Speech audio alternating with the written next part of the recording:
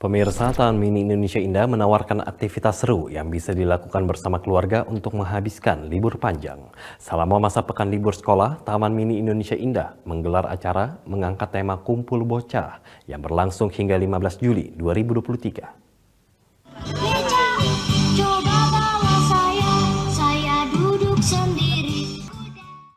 Manajemen Taman Mini Indonesia Indah menawarkan program menarik untuk anak-anak penikmati liburan lewat sejumlah permainan tradisional. Permainan enggrang misalnya, pemain ini disediakan 2 bilah bambu dengan 2 rambut tambahan untuk penyangga kaki bagian bawah.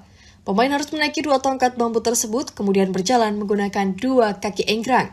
Ada juga lari balok, permainan ini dimainkan dengan 4 balok, 2 diantaranya sebagai pijakan kaki. Permainan yang terkesan sederhana ini dapat meningkatkan kebugaran jasmani dengan meningkatkan koordinasi tangan, kaki, dan kerja otak. Anggota Koordinator Komite Permainan Anak dan Olahraga Tradisional Indonesia DKI Jakarta, Safira Belia, menyampaikan kehadiran permainan tradisional ini bermanfaat sebagai media edukasi untuk anak-anak. Jadi Taman Mini menghadirkan permainan dan olahraga tradisional itu tentunya untuk mengembangkan kembali permainan dan olahraga tradisional, lalu juga sembari mereka berrekreasi, juga sembari belajar, karena nggak semuanya ternyata mereka tahu permainan tradisional. Contohnya kayak cara bermain dampu, terus cara bermain terempah panjang gitu. Jadi sambil bermain pun mereka juga sambil belajar bersama. Permainan tradisional ini juga dapat dinikmati oleh orang dewasa yang ingin kembali merasakan nostalgia masa kecil.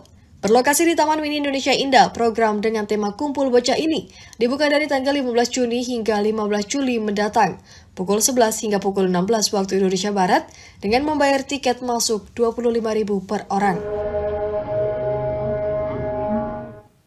PLN Unit Induk Wilayah Nusa Tenggara Barat siap mensukseskan listrik tanpa kedip pada gelaran MXGP Samota di sirkuit Selaparang tanggal 1 dan 2 Juli mendatang. Listrik pada gelaran seri kedua balap motocross dunia ini akan didukung dengan daya mencapai 865 kV ampere.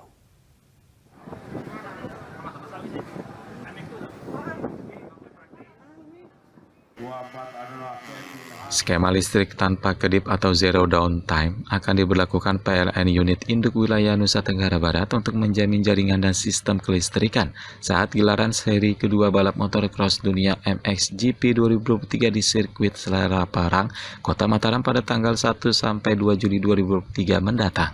General Manager PLN Unit Wilayah Induk NTB Sujarwo seusai meninjau kesiapan jaringan listrik di sirkuit Selaparang baru-baru ini menyatakan skema kelistrikan yang disiapkan berupa daya sebesar 865 kV ampere, 4 unit mobil genset trafo UPS, dan 174 teknisi yang bersiaga di 10 titik sirkuit. Kita siap Pak, cukup listrik kita selama event MXGP ini cukup, jadi berapapun kebutuhan di sirkuit ini kita bisa siapkan dengan cukup. Tanpa mengganggu listrik dari warga? Enggak. Masih surplus enggak Pak? Kan kalau secara masih surplus enggak? Jadi sekarang ini kondisinya masih aman lah ya, masih aman.